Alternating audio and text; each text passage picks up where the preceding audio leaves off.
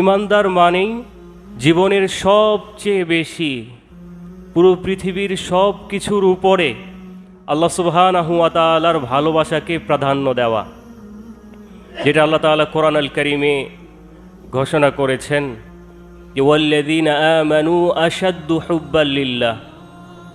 আর যারা ঈমানদার তারা আল্লাহর ভালোবাসায় দৃঢ়তর। তাদের ভালোবাসার মাত্রা, ভালোবাসার সর্বোচ্চটা কেবল আল্লাহ সুবহানাহু ওয়া তাআলার জন্যই নির্ধারিত। আল্লাহ সুবহানাহু ওয়া তাআলার মতো তার সমান আর কাউকেই ঈমানদারেরা ভালোবাসতে পারবে না। এটা ঈমানদারদের অন্যতম বৈশিষ্ট্য।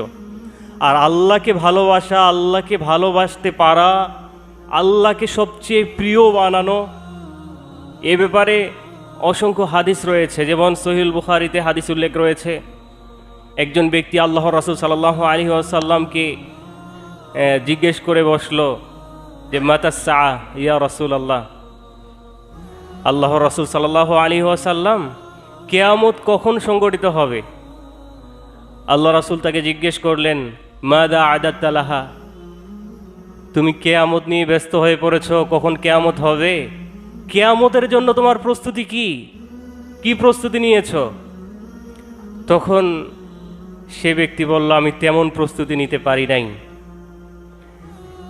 কিন্তু আমি আল্লাহ এবং তার রাসূলকে ভালোবাসি।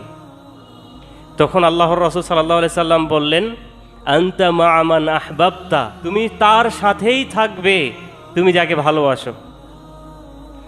মানে ঈমানদারেরা যে সবচেয়ে বেশি আল্লাহকে ভালোবাসবে, আল্লাহর রাসূলকে ভালোবাসবে, মুসলিমদেরকে ভালোবাসবে, সাহাবীদেরকে ভালোবাসবে, তাহলে যারা রাসূলকে সবচেয়ে বেশি ভালোবাসে, সাহাবীদেরকে সবচেয়ে বেশি ভালোবাসে, আলেমদেরকে ভালোবাসে, তাদের সাথেই হবে, তাদের সাথেই তাদের হাসর হবে, কিয়ামত হবে, তাদের সাথেই তারা জান্নাতে যাবে।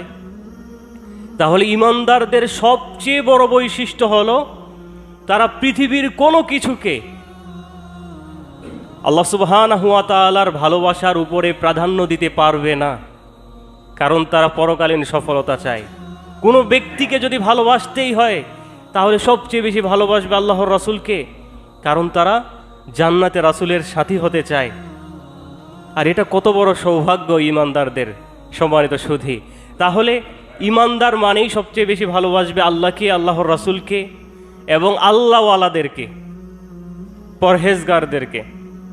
এখন সবাই তো ঈমানদার মানেই আমরা আল্লাহকে ভালোবাসি, এটা আমরা স্বীকার করি। সে আল্লাহর ভালোবাসা কি আমি পেয়েছি?